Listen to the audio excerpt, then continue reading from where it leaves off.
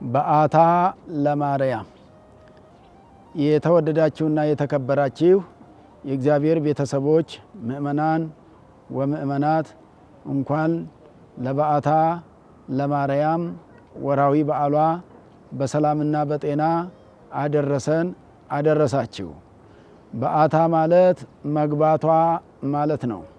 የእመቤታችንን ወደ ቤተ መቅደስ መግባት የምናስብበትና የምንውልበት ዕለት ስለሆነ ዛሬ በአታ ስንል ሰኔ 3 ቀን ነው። በየወሩም በሶስት እመቤታችንን እናስባለን። ወደ ቤተ መቅደስ የገባችበትን በቤተ መቅደሱም 12 ዓመት እንደኖረች የምናስብበት ዕለት ሆኖ ይልቁኑ በዚህ በአሁኑ ሰዓት በበአታ ለማርያም ቤተ ክርስቲያን ግቢ ቤተ መንግስት ግቢ በምትገኘው 4 ኪሎ ማለት ነው እዚህ ተገኝተን የእመቤታችንን ወርሃዊ በዓሏን ስናበስራችሁ በፍጹም ደስታ ነው። ምክንያቱም ከቀን እስከ ቀን ከጠዋት እስከ ማታ ከሌሊት እስከ ቀን ከወር እስከ ወር የሚጠብቀው እግዚአብሔር ስለሆነ ጠባቂያችንን እግዚአብሔርን እያመሰገንን የእመቤታችን የበአታ ለማርያምን በዓሏንና ቃል ኪዳኗን እናስባለን ማለት ነው። በአታ ብሎ ወደዚህ ደጅ መጥቶ ጸልዮ እግዚአብሔርን አነጋግሮ የለመነውን ያጣ ሰው የለም። እመቤታችን ራሷም የስለት ልጅ ስለሆነች በተወለደች በ3 ዓመቷ ወደ ቤተ መቅደስ ስለገባች በአታ ለማርያም ተብሎ ይነገራል። ሰዓታት ይቆማል። በዚህ ሰዓት ማህሌት ይቆማል። ስብከተ ወንጌል ይከናወናል። ምእመናን ይጸልያሉ፣ ይማጸናሉ፣ ያስቀድሳሉ፣ ስጋ ወደሙ ይቀበላሉ፣ በረከት ያገኛሉ። ከራሳቸው ያለውንም ደግሞ ለእግዚአብሔር መስጠት የፈለጉትን ደስ ያላቸውን ነገር ያደርጋሉና እመቤታችን ኢያቄምና ሐና አባትና እናቷ ናቸው። አባቷ ኢያቄም እናቷ ሐና እርሷን የስለት ልጅ እንደመሆኗ መጠን ስጦታ አድርገው የሰጡት እሷን ነው። ሌላ ገንዘብ አይደለም ለእግዚአብሔር የሰጡት። ሌላ ጧፍና ዕጣንም አልነበረም ለእግዚአብሔር የሰጡት። የዛሬ 2000 ዓመት ገደማ ኢያቄምና ሐና እመቤታችንን በሕፃንነቷ ገና በ3 ዓመቷ ለእግዚአብሔር ቤት ሰጥተው ተቀብሎ ይመግባት የነበረም ሊቀ መላእክት ቅዱስ ፋኑኤል ነውና እመቤታችንን የመገበው ፋኑኤል መጋቢ ተብሎ ወይንም ደግሞ እነዚህ ከሚመግቡ መላእክት አንዱ ሆኖ እሱ ጋር ያሉ ሰራዊተ መላእክትን በሙሉ እመቤታችንን የሚንከባከቡ ሆነዋል። አእላፍ መላእክት ይትላአኩኪ ይላል መጽሐፍ። ቁጥር ስፍር የሌላቸው መላእክት እመቤታችንን አገልግለዋታል። በቤተ መቅደስ በምትኖርበት ሰዓት ማለት ነው። ለዚህ ነው እሷ ከመላእክት በላይ ናት፣ ከፈጣሪ በታች ናት። መትሕተ ፈጣሪ መልዕልተ ፍጡራን ተብሎ የሚነገርላት ናትና ስለዚህ በዚህ ስፍራ ምእመናን ተገኝታችሁ እንድትጾሙ እንድትጸልዩ በረከት እንድታገኙ ነው የምንጋብዛችሁ። ግብዣው ወደ በአታ ለማርያም ግቢ ቤተ መቅደስ ወደምትገኘዋ ቤተ መቅደስ ተገኝታችሁ በቤተ መቅደስ 12 ዓመት የኖረችውን እመቤታችንን ዛሬም በቤተ መቅደሱ ስለምታገኟት በቤተ መቅደስ በዚህ ግቢ ቅጽር ግቢ ግቢውም እንግዲህ ያማረ ነው ይታወቃል። የጸሎት ቦታ ነው።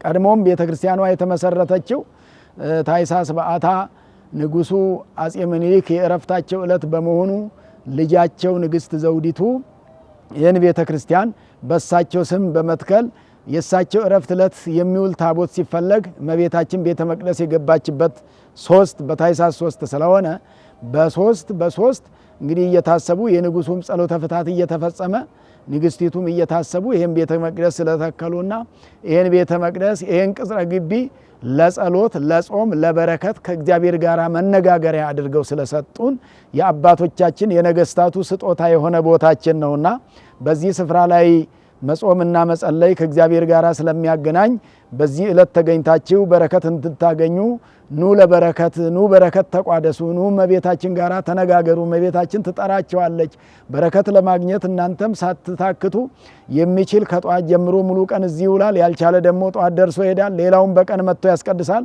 ይሄ ሁሉ አልሳካለት ያለ ደግሞ ማታ ጊዜ መጥቶ ደግሞ እደጇ ላይ በረከት አግኝቶ ስብከተ ወንጌል ሰምቶ ጸሎት አድርጎ ይሄዳልና እንኳን ለእመቤታችን ለቅድስት ድንግል ማርያም በአታ ለማርያም ወርሃዊ በዓሏ በሰላም በጤና አደረሰን አደረሳችሁ እላለሁኝ። ይህ ቦታ ቤተ መንግስት ነው። ከቤተ መንግስት ጋር ተያይዞ ደግሞ ቤተ ክህነትም እዚሁ ነው። የክህነቱ አገልግሎት የሚፈጸምበት የኛው ግቢ የክህነቱ አገልግሎት የሚፈጸምበት፣ ያኛው ግቢ ደግሞ ግቢው በመካከል አጥር ስላለው የቤተ መንግስቱ ስራ የሚሰራበት ማለት ነው። እንግዲህ መጀመሪያም ሲመሰረት ከዚያ በፊት እቺ ትንሿ ቤተ ክርስቲያን እቺ ኪዳነ ምህረት ማለት ነው ስዕል ቤት ተብሎ እሷ ናት የነበረችው።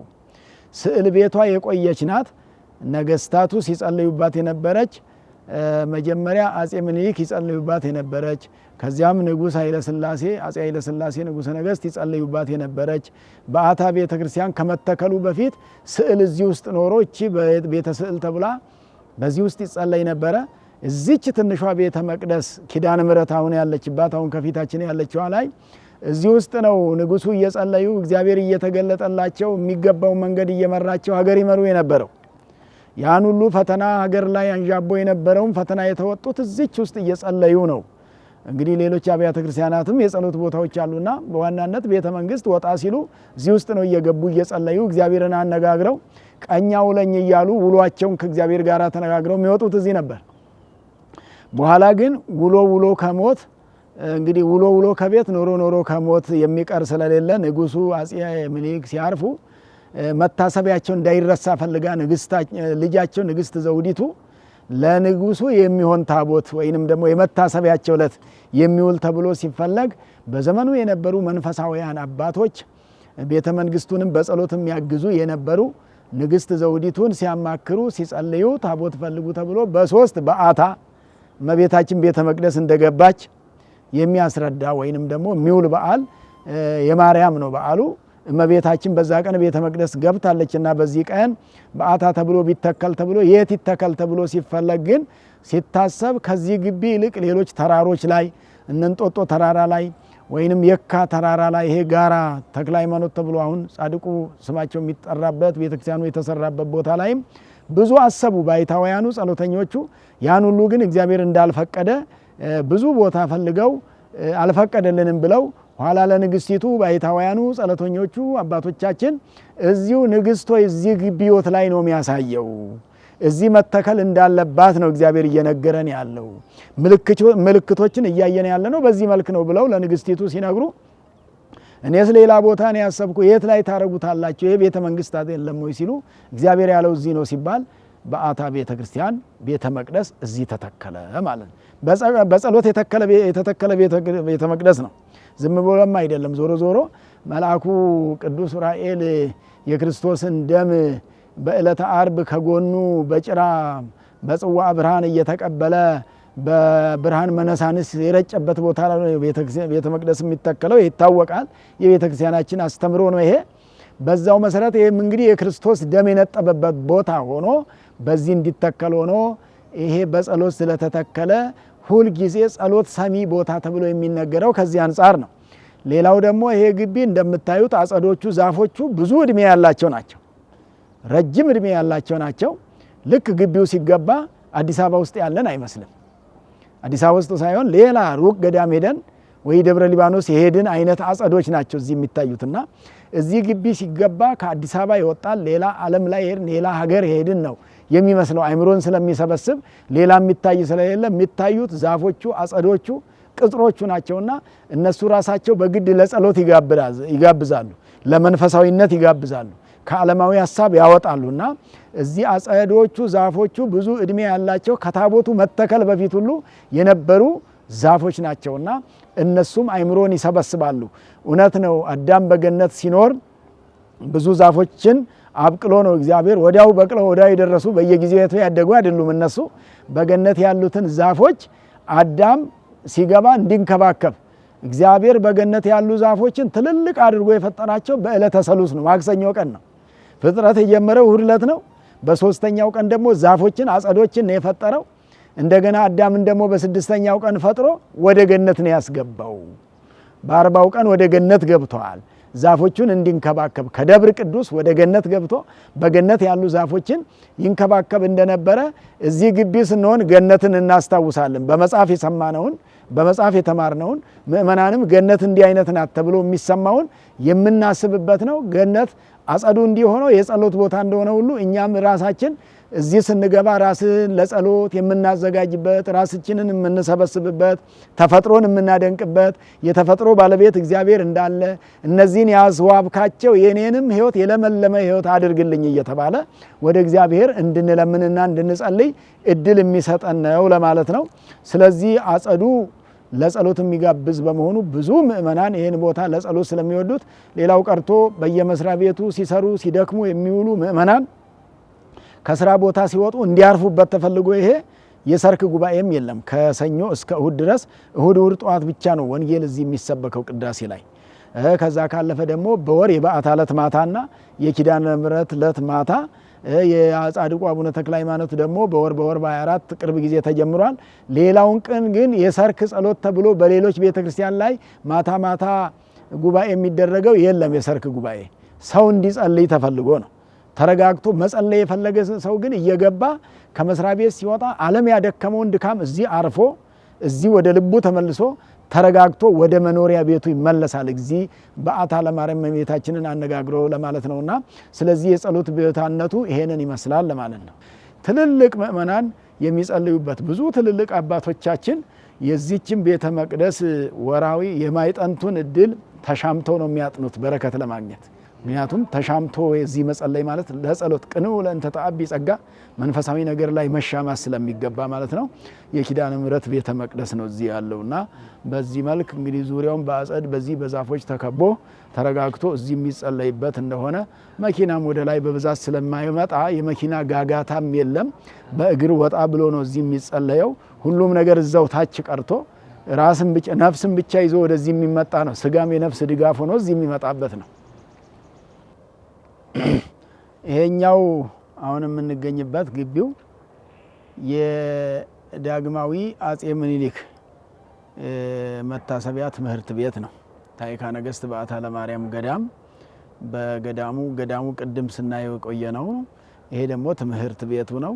መንፈሳዊ ትምህርት ቤት ወይንም አዳሪ ትምህርት ቤት በመባል የሚታወቅ በይበልጥ ሲመሰረት የዳግማዊ ምኒልክ መታሰቢያ የመምህራንና ቀሳውስት ማሰልጠኛ መንፈሳዊ ትምህርት ቤት ተብሎ ነው የተመሰረተው። እንግዲህ ከተመሰረተ ጀምሮ እስካሁን ድረስ ወደ 90 ዓመት ያስቆጠረ ትምህርት ቤት ነው። ቀዳማዊ ትምህርት ቤት ነው። ይሄ ነው ብዙ መምህራንን ሲያስገኝ ኖረው ብዙ ሊቃውንትን ብዙ ሊቃነ ጳጳሳትን ያስገኝና ብዙ ትልልቅ ለሀገርም ዋጋ የከፈሉ ሀገርን ይረዱ ሀገርን ያገዙ ሀገርን የጠበቁ ሀገርን የታደጉ አካላት ሁሉ የተገኙበት ነውና ስለዚህ ይሄ ትምህርት ቤት በዚህ በኮሪደር ልማት ምክንያት ወይንም ደግሞ መልሶ በማልማቱ ምክንያት ከነበረበት ያው ፈርሷል፣ ተንቀሳቅሷል። ቦታው ከላይኛው በኩል ከአስፋልቱ በኩል ወደ ውስጥ እንዲገባ ተደርጓል። በይበልጥ የተማሪዎቹ ዶርሞች ወይም ማደሪያዎቹ ወደ ላይ ወደ አስፋልቱ አካባቢ ነበር የነበሩት። እነሱ ወደዚህ እንዲጠጉ ሲደረግ የቦታው የቤተ ክርስቲያኑ ወይም የትምህርት ቤቱ ይዞታ ከኋላ በአስፋልቱ ሲሰፋ ሲቀነስ ከኋላ በኩል ሌላ ተተክቷል። ለገዳሙ ወይንም ለትምህርት ቤቱ ተተክቶ ከ10,200 ምናምን ገደማ የሚሆን ካሬ ነው ያለው ይሄ ግቢው አሁን በአሁን ሰዓት ያለው። ስለዚህ መንግስት በኮሪደር ልማት በዛ በኩል የወሰደውን ከኋላ በኩል መንደሮች ስለተነሱ ተተክቶ ይዞታው በትክክል ተሰጥቶ የግንባታ ፈቃድ ፕሮሰስ ላይ ነው የምንገኘው። መንግስት ይዞታውን በትክክል ሰጥቶ በተሰጠን ይዞታ ላይ ዲዛይን ሰርተን ወደ ከተማው ማዕከል አስገብተን ፈቃድ እየተጠባበቅን እንገኛለን። ፈቃዱም ያው እየተሰራ አስፈላጊ መረጃዎች እየተወሰዱ በቅርብ ቀናት ፈቃዱ ይመጣል ብለን እናስባለን። እንግዲህ ይሄ ሳይቱ እዚህ ላይ ነው የሚያርፈው። እነዚህ መንደሮች ወይንም ደግሞ አሁን ለጊዜው ሊቃውንቱ፣ ካህናቱ፣ መነኮሳቱ፣ ደቀ መዛሙርቱ ናቸው እዚህ ግቢ ያሉት። የወዳኛው ሲፈርስ ነው ወደዚህ አምና የመጡት። አሁን ግን ይሄም የሚፈርስ ነው። ይሄ ይፈርስና ሙሉ ሳይቱ ወይንም ግንባታው ከታች ጀምሮ በዚህ ነው የሚመጣው። 2 ቢሊዮን የሚፈጅ ግንባታ ነው ሊሰራ የታቀደው። ለምን? ትምህርት ቤቱንም ለማስፋት የሊቃውንቱንም አኗኗር የተሻለ ለማድረግ የካህናቱንም የመነኮሳቱን ገዳሙ የሚቀደሰው በመነኮሳት ነውና ቅዳሴው የመነኮሳቱንም ለብቻቸው መኖሪያ ለማስተካከል ይሄን ግንባታ ለበዓታ ብለን ህዳር ላይ ካወጅን በኋላ የዛ የሚሆነውን ዲዛይን የመስራቱ ስራ ወደ 4-5 ወር በጣም ይዞን የቆየው። አሁን እሱ ነው የተጠናቀቀው። ከዚህ በኋላ ገቢ ወደ ማሰባሰብ ነው። እስካሁን የቴክኒኩ ስራዎች ናቸው ወይንም ደግሞ የዚህ ቴክኒካል የሆኑ የቴክኒክ ኮሚቴ ራሱን የቻለ የተዋቀረ አለ። እሱ ስራ ነው ብዙ ያቆየውና በኋላ እናየዋለን። የግንባታውንም ስራ ለመስራት መሪ እቅድም ተዘጋጅቶለት ነው በዛ ነው የሚገነባው። ራሱን የቻለ 63 ገጽ ያሉት የመሪ እቅድ ተዘጋጅቶለታል። ፕሮጀክቱ እንዴት እንደሚመራ ማለት ነው። ከቤተ መንግስት ጋር ያለው ግንኙነት ምን እንደሚመስል ከክፍለ ከተማ ቤተ ክህነት፣ ከሀገረ ስብከት፣ ከጠቅላይ ቤተ ክህነት፣ ከሲኖዶስ ጋር በምን አግባብ ተገናኝቶ ገቢም ማሰባስቦ ስራውንም ማሳለጥ እንዴት እንደሚቻል እቅዱን እንኳን ለመስራት ከዚህ የግንባታው እቅድ ይሄ እዚህ እንትኑ ዲዛይኑ ብቻም ሳይሆን ዲዛይኑን ወይንም የተሰራውን ዲዛይን ወይንም ደግሞ ህንፃውን ለመስራት ያ የተሰራው ዲዛይን እንዴት መተርጎም እንዳለበት እሱን የሚተረጉም 63 ገጽ መተዳደሪያ ደንብ ተዘጋጅቶ በሱ ነው እየተመራ ልንሰራ ያሰብነው። ስለዚህ ይሄ ሁሉ ይነሳና ይገለጣል። እስከ 1 ወር ድረስ ይሄ ተነስቶ ሌላ መኖሪያ ጊዜያዊ መኖሪያ ለ2 ዓመት ለ3 ዓመት ግንባታው እስከሚያልቅ የሚያገለግል ቦታ ይሰራል እዚሁ ግቢ ውስጥ። እዛ ላይ ያርፋሉ። ይሄ ግን የህንፃ ቦታ ይሆናል ማለት ነው። ግንባታ ለበዓታ ተብሎ የታቀደው እቅድ እግዚአብሔር ቢፈቅድ እዚህ ላይ ነው የሚገነባው፣ እዚህ ላይ ነው የሚሰራው። የደቀ መዛሙርቱ መማሪያና መኖሪያ፣ የመምህራኑ ማስተማሪያና መኖሪያ፣ የሊቃውንቱም መኖሪያ እንደዚሁም የመነኮሳትም እንግዲህ ገዳም ስለሆነ በዓታ ለማርያም ገዳም የሚባለው የገዳሙ መነኮሳትም የሚኖሩበት የሚያገለግሉ ዲያቆናት፣ መምህራነ ወንጌል የሚኖሩበት ነው የሚሆነው ከተገነባ በኋላ። እንግዲህ እግዚአብሔር ቢፈቅድ ግንባታ ለበዓታ በሚል መሪ ቃል የተነሳነው ሀሳብ የተነሳነው ዓላማ የሚፈጸመው እዚህ ላይ መሆኑን ልናበስራችሁና ልንነግራችሁ እንወዳለን።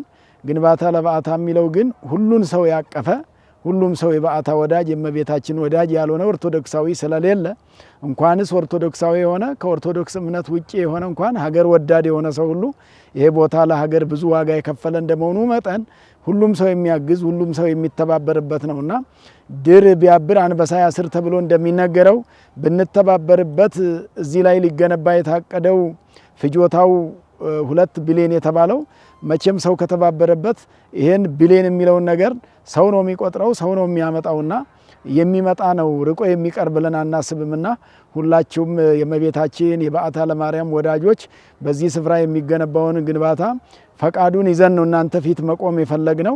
ፈቃድ ሳይያዝ የተሰራ ዲዛይን በትክክል ይዘን ሳንቀርብ አናበስራችሁም። ልንሰራ ነው ከምንል ይሄው እየሰራን ነው ልንላችሁ ስለሆነ የፈለግነው የህሊና ዝግጅት እንድታደርጉ እግረ መንገዱንም በዚህ ማሳሰብ እንፈልጋለን። በነገም ዕለት አሁን ግንቦት ሰኔ 3 ቀን ላይ ነው ያለነው። በዓታ ወርሃዊ በዓሏ ነውና ወደ ደጇም እየመጣችሁ መምጣት የምትችሉ መምጣት ያልቻላችሁ ደግሞ ካላችሁበት ጸሎተ ማርያም እያደረሳችሁ እንድትማጸኑ እንድትጸልዩ ቤቱንም እንዳትረሱብን እግዚአብሔር አልረሳንምና እኛ ደግሞ እግዚአብሔር ቤት መርሳት ስለሌለብን ለማለት ነው። ይሄን ለማሳሰብ እንወዳለን። ቅድም ያልነውን ግንባታ ለበዓታ የሚለውን ፕሮጀክት የምንመራው በዚህ ነው። ይሄ እቅዱ ነው። እቅዱ በእቅድ ምክንያቱም በልማድ በዘልማድ መመራት ሳይሆን መዋቅሮች አሉት። መዋቅሮች ተዘጋጅተው ይሄ ጠቅላላውን ቅድም ስጠቅስላችሁ የነበረው 63 ገጽ የሚሆን ይሄ ግንባታው ወይንም ደግሞ የግንባታው ፕሮጀክት የሚመራበት ሰነድ ነው ወይንም ደግሞ መተዳደሪያ ደንብ ነው። ይሄን ለክፍለ ከተማ ቤተ ክህነት ለአዲስ አበባ ሀገረ ስብከት ማሳወቅ ተችሏል። በዚህ ነው ኮሚቴው የሚመራው እንጂ በግምት አይደለምና ይሄ ትልቅ ፕሮጀክት ስለሆነ ይሄንን እቅድ ይዞ ፕላን ይዞ መተዳደሪያ ደንብ ካላበጁለት ቁልፉ ስለሚጠፋ ውሉ ስለሚጠፋ በዚህ ነው የምንመራው። ወይንም ደግሞ እኛ እንኳን ባንኖር ሌላም ሰው ቢተካ ይሄንን ሰነድ ይዞ ነው ቴክኒክ ስራው እንዴት እንደሚሰራ የገቢ አሰባሰቡ ምን እንደሚመስል ይሄን ሁሉ ለማከናወን ከዚህም በበለጠ ደግሞ በሚዲያ እየተገለጠ እዚህ ይሄ አሁን ቴክኒክ ክፍል የሚሰሩ አሉት። የገቢ አሰባሳቢ ኮሚቴ አለው። ገቢው የገባውን ደግሞ የሚቆጣጠር አካል አለው። የግዢ ስርዓትን የሚከታተል አለው። የሚዲያ ክፍል አለው ተቋቁሞ እሱ ሁሉ ለዓለም የሚዳረሰውን እያዳረሰ መረጃዎችን ቶሎ ሰው ላይ እያደረሱ በትክክል መምራት እንዲቻል በዘልማድ መመራት ስለማይገባ በእቅድና በፕላን መመራት ስለሚገባ ግንባታውን የምናስተዳድርበት ሰነድ ነው ይሄ ለማለት ነው። መተዳደሪያ ደንብ ማለት ነው። ግንባታ ለበዓታ የሚለውን ፕሮጀክት ለመደገፍ የአብነት ትምህርት ቤቱ የሚገነባበት የሂሳብ ቁጥር 1018 05 83 93 2 ልድገመው 1018 05 83 93 2 ንግድ ባንክ ላይ ማለት ነው። አሁንም ሌላ አማራጭ ደግሞ 10 ሺህ ከዛ 10 83 60 97 ልድገመው ይሄንንም 10 ሺህ 10 83 60 97 ስንዘረዝር 1 4 0 ከዛ 1 0 83 60 97 እንደገና አጭር ቁጥርም እንዳያስቸግር ተፈልጎ 03 16 አለው አጭር ቁጥር 03 16 ይሄ ንግድ ባንክም ላይ አለ፣ አባይ ባንክም ላይ አለ። ሁለቱም ጋር እንደዛው ነው። 03 16 ማለት 03 በዓታ ለማለት ነው በ3 16 ቅድም የጎበኘናት ኪዳነ ምህረት ለማለት በአጭር ቁጥርም ለሀገር ውስጥ ይሰራል። ለውጭ ሀገር ከሆነ ረጅሙ ነው የሚሰራው። ለሀገር ውስጥ በአጭርም 03 16 ስንል በዓታ ለማርያም ግን ብሎ ነው የሚገባው ይገኛል። እዚህ ይሄ ቁጥር ተነክቶ ሲገባ ታሪካ ነገስት በዓታ ለማርያም የሚለውን ስለሚሰጠን እዛ ላይ እንግዲህ መደገፍና ማገዝ ስለምትችሉ በዚህ ሚዲያ ላይ ይሄን ስንናገር ይሄን አካውንት ቁጥር ስናስተላልፍ እየተከታተላችሁ ያላችሁ ወይንም ደግሞ እየሰማችሁ ያላችሁ ሁሉ ይሄንን መልእክት ተቀብላችሁ በዚህ አካውንት ቁጥር ገዳማችንን፣ ግንባታውን፣ ትምህርት ቤቱን እንድትደግፉ እናሳስባለን። እግዚአብሔር የምትሰጡትን ይስጣችሁ። እንግዲህ የሚሰጠውን የሚሰጥ እግዚአብሔር ስለሆነ እግዚአብሔር ከሰጠው ላይ ደግሞ ለእግዚአብሔር ቤት መስጠት ለራስ መስጠት እንጂ ለሌላ መስጠት ስላልሆነ በዚህ እንድትረዱት እንፈልጋለን። የእመቤታችን አማላጅነትና ቃል ኪዳን አይለያችሁ፣ አይለየን።